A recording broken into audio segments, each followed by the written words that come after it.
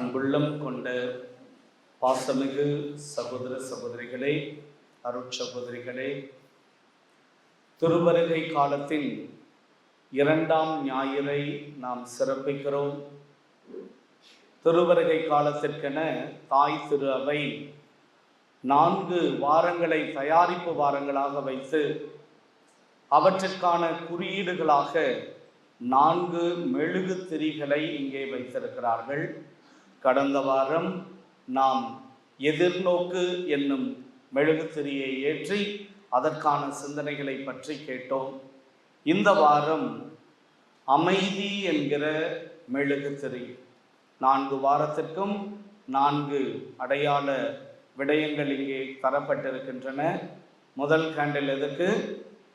Hope, எதிர்நோக்கு. 2வது candle piece இருக்கு. 3வது கேண்டில் ஜாய், மகிழ்ச்சியினுடைய மெழுகுதிரி. 4வது கேண்டில் லவ், அன்பின் திரி. இப்பொழுது இந்த 2வது மெழுகுதிரி பீஸ், அமைதி, இந்த திரியினை ஏற்ற நமது மாநில தலைமை அன்னை அவர்களை அன்போடு அழைக்கின்றேன். கரங்களை தட்டி ஒளியாம் இறைவனை நமக்குள்ளும் இந்த இல்லத்திற்குள்ளும், குறிப்பாக இங்கு வருகை தந்துள்ள மடத்து பிள்ளைகள், அவரது குடும்பத்தார் எல்லாருடைய வாழ்விலும், உள்ளத்திலும் இல்லத்திலும் இறைவன் வந்தருள நாம் இந்த ஒளியை ஏற்றுகிறோம்.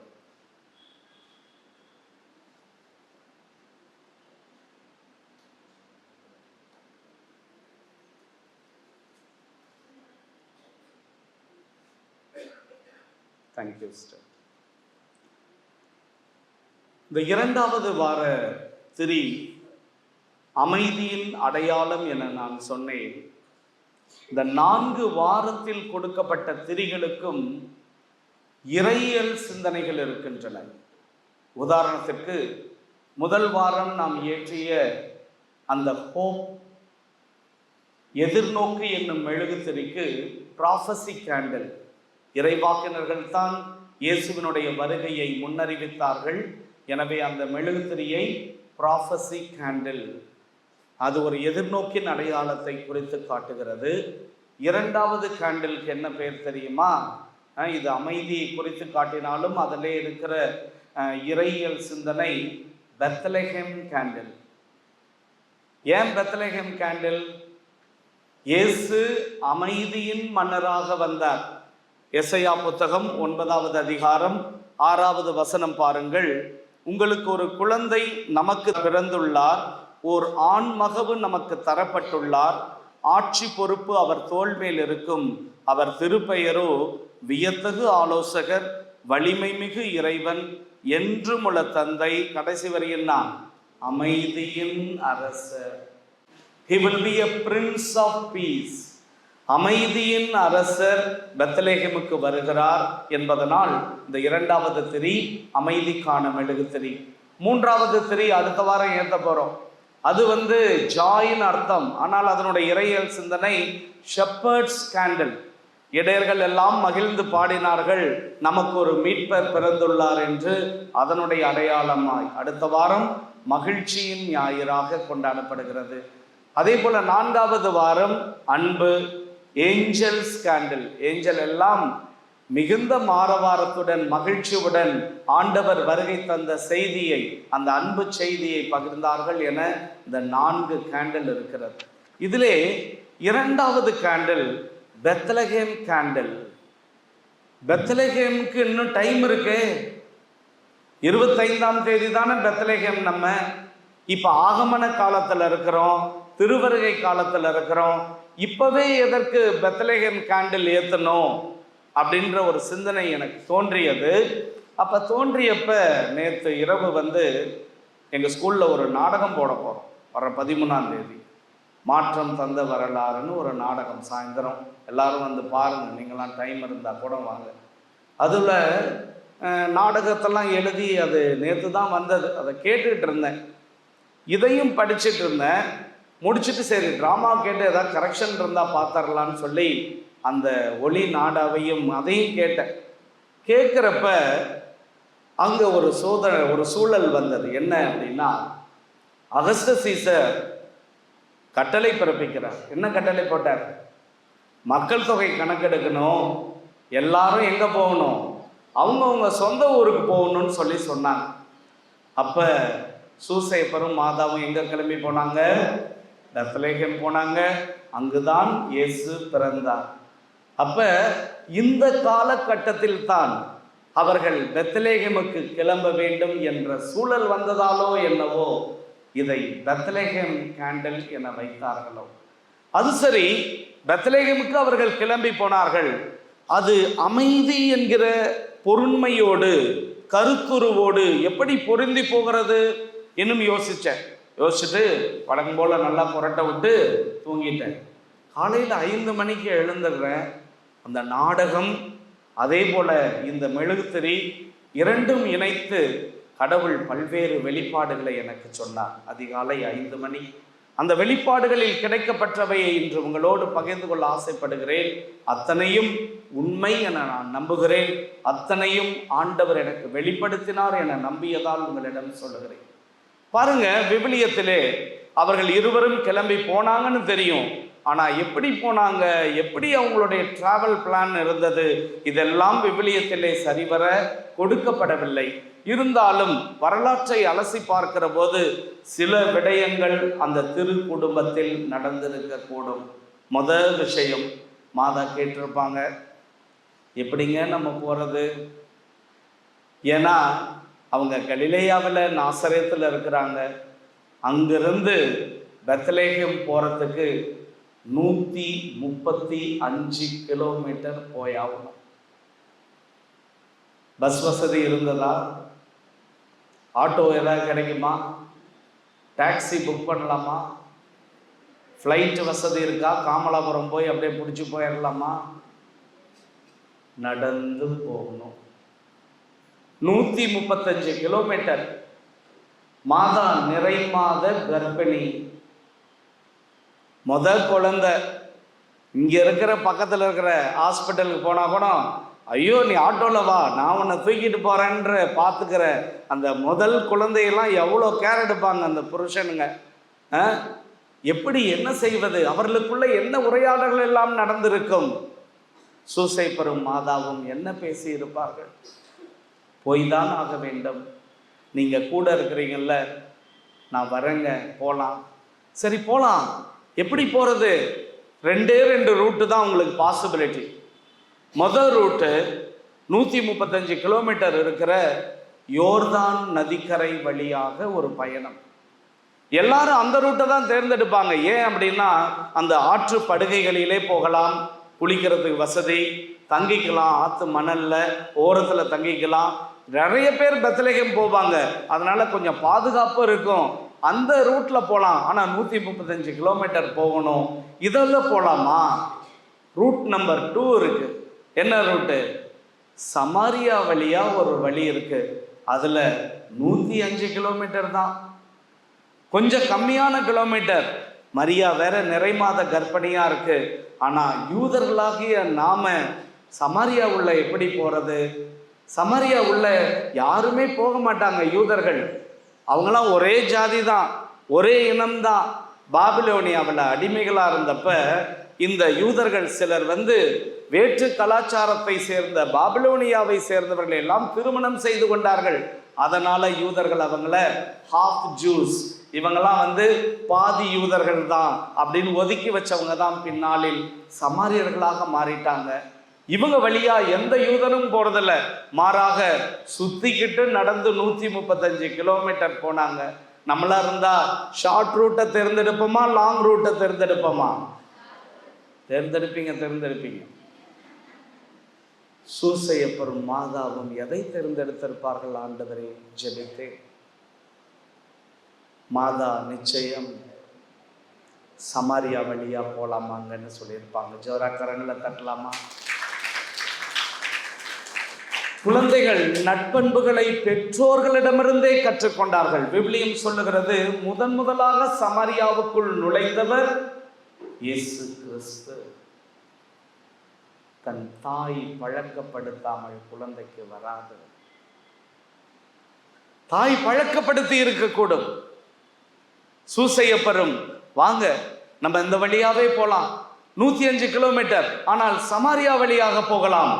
அமைதியை திருக்குடும்பம் அந்த அமைதிக்கான பாதையை அழகுற வடிவமைத்து கொடுத்திருக்கிறது.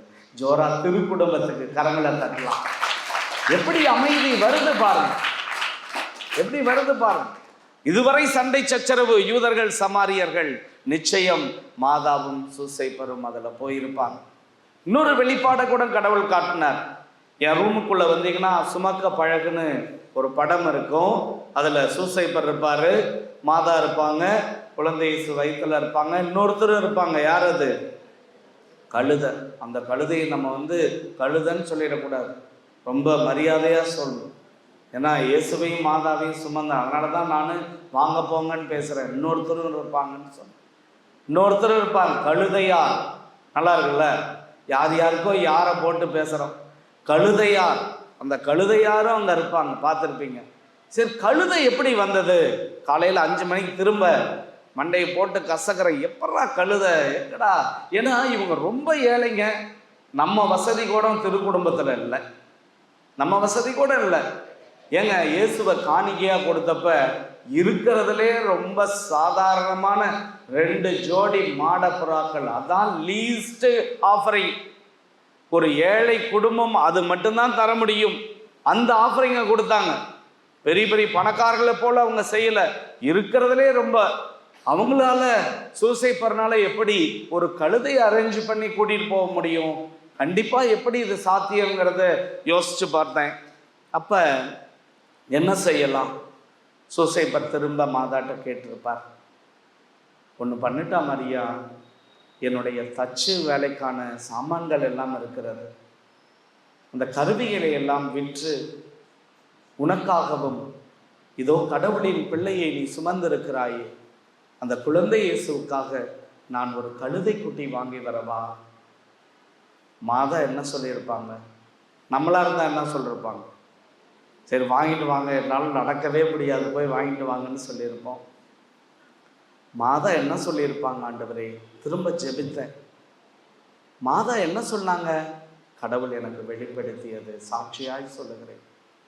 மாதா சூசைப்பரை பார்த்து சொன்னாங்க, ஏங்க நீங்கள் எதிரே இருக்கிற ஒரு டவுனுக்கு போங்க, பக்கத்தில் இருக்கிற ஒரு ஊருக்குள்ளே போங்க, அங்கே நீங்கள் ஒரு கழுதையை பார்ப்பீங்க. இங்கே ஒரு கழுதை குட்டியை பார்ப்பீங்க, அது கட்டி போட்டிருக்கும். அதை நீங்கள் போய் அவுத்துக்கிட்டு வாங்க. என்ன மாதிரியா சொல்கிற? அடுத்தவங்க வீட்டு கழுதையை போய் நம்ம அவுக்கிறதா? யாராவது பார்த்து என்ன கேட்டா அசிங்கமாயிடாதா? என்ன நான் சொல்லுவேன்? யாராவது உங்களை கேட்டால் பதில் நீங்களே சொல்லுங்கள். எல்லாரும் சத்தமா, யாராவது கேட்டால். சத்தம் பத்தல, இன்னும் சத்தமா சொல்லுங்க. இது ஆண்டவருக்கு தேவை என சொல்லுங்கள். ஜோராக்கரங்களை தட்டலாமா? இது ஆண்டவருக்கு தேவை. தாயிடமிருந்துதான் குழந்தை எல்லா நற்பண்புகளையும் கற்றுக்கொள்ளுகிறது. பின்னாளில் அதே வசனத்தை நம் ஆண்டவர் சொல்லி இருக்கக்கூடும். போய் அந்த கழுதை குட்டியை அவுத்துட்டு வா. யாராவது கேட்டா இது ஆண்டவருக்கு தேவை என சொல். நமக்கு தெரியும் அந்த பயணம் சாதாரண பயணம் அல்ல. இந்த பக்கம் போனோம்னா நல்லா கொஞ்சம் ஆற்றுப்படுகை அருகிலே சாலை ஓரங்கள் எல்லாம் அமைக்கப்பட்டிருக்கும். ஆனால் சமாரியா வழியா அது கொஞ்சம் ஒரு ஹில்லி ஏரியா, மலைப்பாங்கான பகுதி, கல்முள்ளெல்லாம் இருக்கும். அதில் மாதா நடந்தும் கொஞ்ச நேரம் கழுதையில் அமர்ந்தும் சூசைப்பரை அழைத்து சென்று இருப்பார். வரலாற்று அறிஞர்கள் சொல்கிறாங்க, சாதாரண மனிதன் நல்ல பலசாலியாக இருந்து நடக்கிறதுக்கே 9 நாள் ஆகிருக்கும். இவங்க எத்தனை நாள் நடந்தாங்கன்னு தெரியல. ஆனால் அமைதியின் பாதையை தேர்ந்தெடுத்தார்கள் சமாரியா வழியா. இன்றைய முதல் வாசகம் அத்தகைய பாதையை தேர்ந்தெடுத்தவர்களாக நாம் எல்லாம் வாழ அழைப்பு விடுக்கிறது.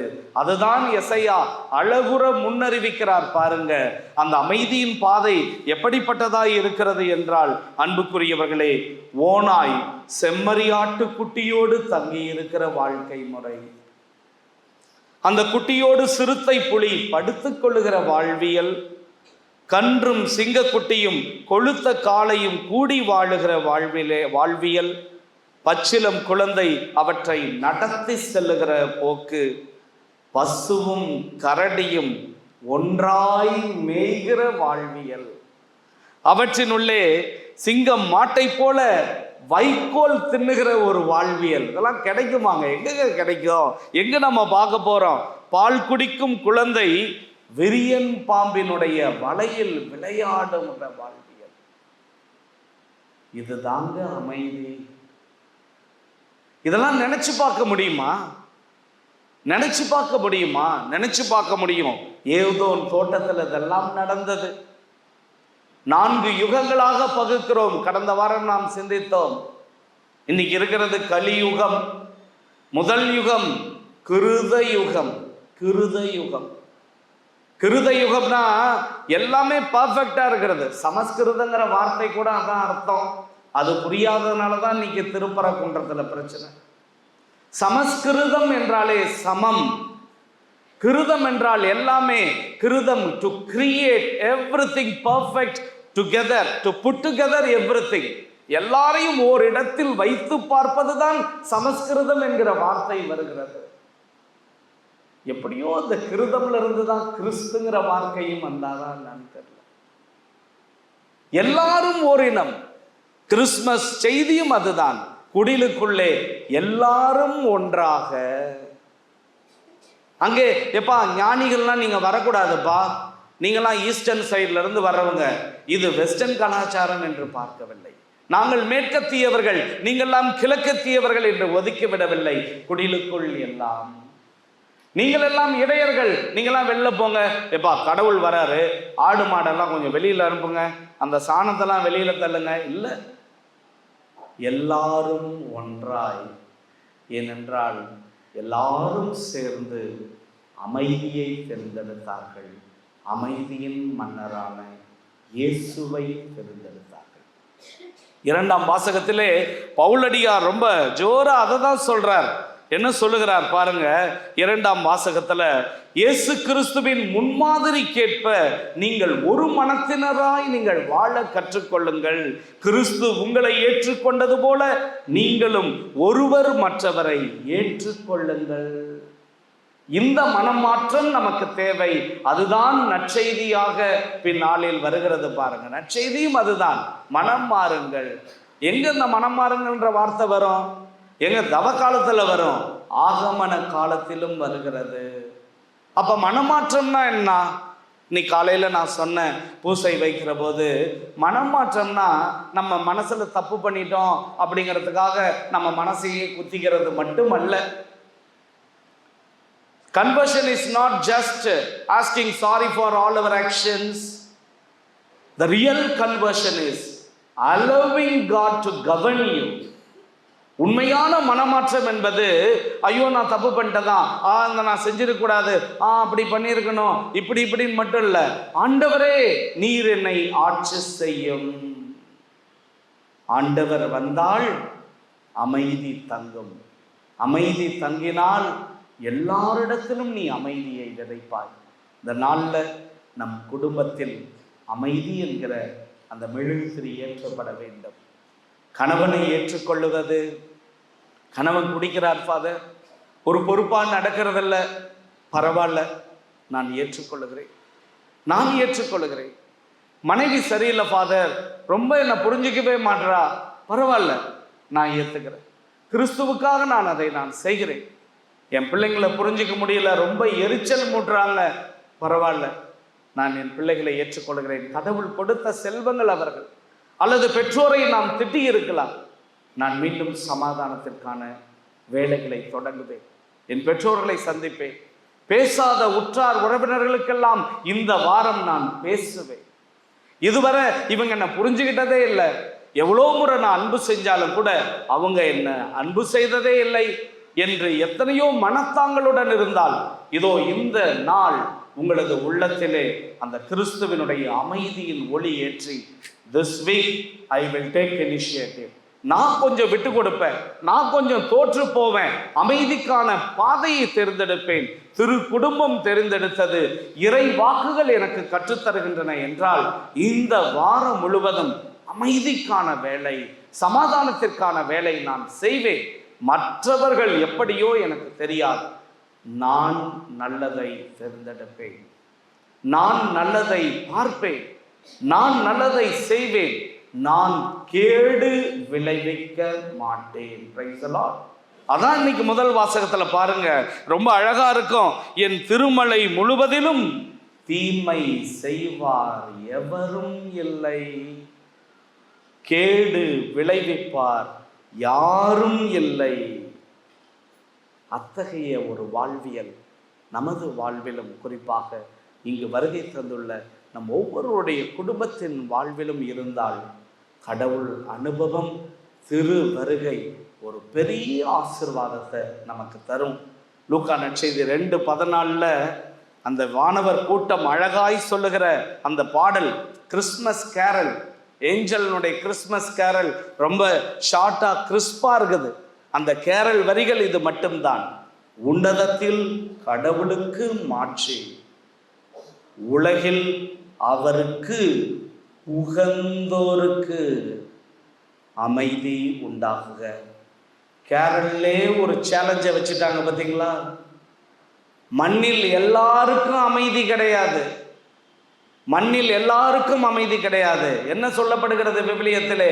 இறைவாக்கில் சொல்லப்படுகின்ற வசனத்தை கூர்ந்து பாருங்க. 2:14 மண்ணில் உலகில் அவருக்கு உகந்தோருக்கு. நீங்களும் நானும் இந்த வாரம் அமைதியின் பாதையை தெரிந்தெடுத்தால்தான் கிறிஸ்துவின் அமைதி, கிறிஸ்மஸ் தருகிற அமைதி நமக்கு 25ஆம் தேதி கிட்டும். இல்லை என்றால் கடைசி சீன் தான். என்னது? அவர் என்ன செய்வார்? கோதுமையை களஞ்சியத்தில் சேர்ப்பார், பதரை அணையா நெருப்பில் இடுவார். Christmas symbols, star, Christmas symbol, Christmas tree, Christmas cake, Christmas greeting, angel, Santa Claus மட்டுமல்ல, ஒரு கோடாரியும் இன்று நமக்கு காட்டப்பட்டிருக்கிறது. அது ஆல்ரெடி மரத்தில் வைக்கப்பட்டிருக்கிறது. கண்களை மூடி கரங்களை குவித்து சுருச்சபம் ஒன்றை நாம் ஏறெடுப்போமா? அன்பாண்டவரே, ஆகமன காலம் என்று சொல்லப்படுகிற அந்த காலத்தில் நாங்கள் இருக்கிறோம். உமது இறை வார்த்தைகளுக்கு நன்றி செலுத்துகிறோம். ஆண்டவரே, உமது ஒளி இன்று எங்களது உள்ளத்தில் ஏற்றப்படட்டும். வெளியே சமூகத்தில் எந்த இடத்தில் ஒளியேற்றுவது என்று சண்டை நடந்து கொண்டிருக்கிறது. ஆண்டவரே, மனிதர்களின் உள்ளத்தில் ஒளியேற்றப்பட வேண்டும். நீர் மலை மீது ஒளியேற்ற ஆசைப்படுகிறீரா? எந்த தூண் மீது ஒளியேற்ற விரும்புகிறீரா? உண்மையில் ஆண்டவரே, நீர் உள்ளத்தில் ஒளியேற்றத்தான் ஆசைப்படுகிறீர். எங்கள் உள்ளங்கள் அமைதிக்கான பாதையை தேடட்டும். ஆண்டவரே, ஆண்டவரே, நாங்கள் நடப்போம் திருக்குடும்பத்தை போல, நீர் நடந்தது போல சமாரியாவிற்குள் நாங்கள் நடப்போம். ஆண்டவரே, எங்களது எதிரிகளின் உள்ளத்திற்குள் இந்த வாரம் முழுவதும் நாங்கள் நடப்போம். அமைதியை தெரிந்தெடுப்போம். ஆங்கிலத்தில் அழகுற ஒரு வாக்கியம் இருக்கிறது, if you are not part of the solution, you are part of the problem.